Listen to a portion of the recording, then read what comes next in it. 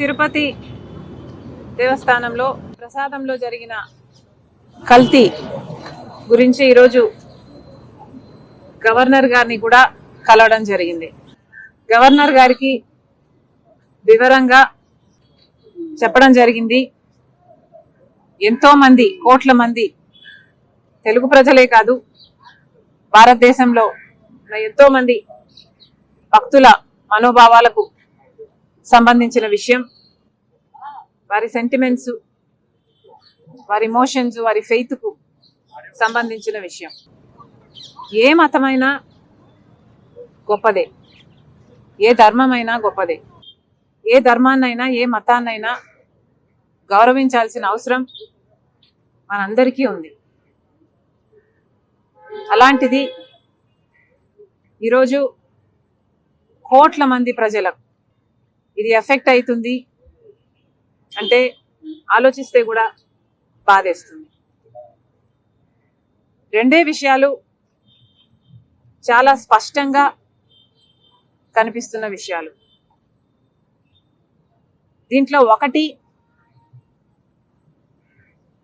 National dairy development board ఒక శాంపుల్ను తీసుకొని దాన్ని పరిశీలన చేస్తే దాని రిపోర్టులో తేలిన విషయం ఏమిటి అంటే, ఘీలో ఉన్న పదార్థాలు fish oil, beef tallow, pork fat కూడా ఉంది అని.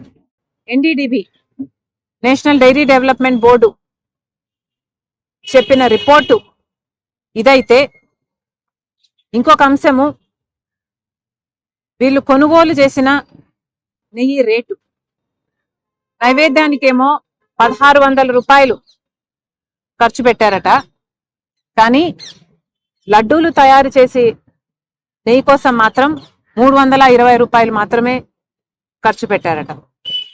320 రూపాయలు మాత్రమే ఖర్చు అయ్యే నెయ్యికి, అలాంటి టెండర్కు వీళ్ళు ఓకే చెప్పడం అంటే, అది కూడా పక్కన నైవేద్యానికి వాడే నెయ్యి 1600కు ఓకే చెప్పి, మరి 300 రూపాయలకే, 320 రూపాయలకే వాళ్ళు సప్లై చేస్తున్నది నెయ్యి, నూనె, నీళ్ళ, క్రూడ్ ఆయిల్, ఏమి సప్లై చేస్తున్నారు అన్న కనీసం ఇంగితం లేకుండా ఆ టెండర్లు ఓకే అయిపోయాయి, ఆ సప్లై మొదలైపోయింది. దాంట్లోనే అర్థమైపోతుంది ఏదో తప్పు జరిగింది అని. ఈ రెండు విషయాలు ఇంత స్పష్టంగా కనిపిస్తున్నాయి. ఒకటి, నేషనల్ డైరీ డెవలప్మెంట్ బోర్డు ఇచ్చిన రిపోర్టులో ఉన్న కల్తీ, ఇంకొకటి వాళ్ళు సప్లై చేస్తున్న నెయ్యి కాస్ట్. ఈ రెండు విషయాలు పరిశీలన చేస్తే తప్పు జరిగింది అన్న విషయం స్పష్టం అవుతుంది.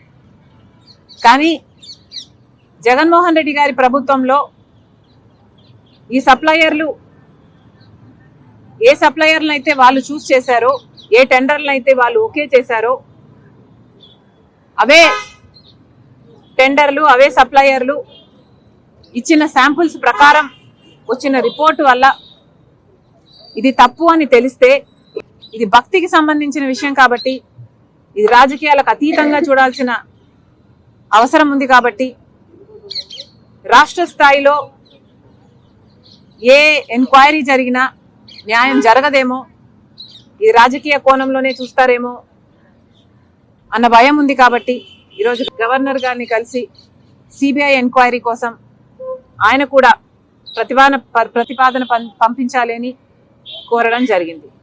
స్పష్టంగా అర్థమవుతున్న విషయం ఏమిటి అంటే, దాదాపు టీటీడీకి సంబంధించిన ఆస్తుల విలువ 3 లక్షల కోట్లకు పైగానే అంటున్నారు. అలాంటప్పుడు వాళ్ళ సంవత్సరపు బడ్జెట్టే 5000 కోట్లు అయినప్పుడు, ఇంత చిన్న విషయంలో, నెయ్యి విషయంలో ఎందుకు కక్కుర్తి పడ్డారో జగన్మోహన్ రెడ్డి గారి ప్రభుత్వం సమాధానం చెప్పాలి.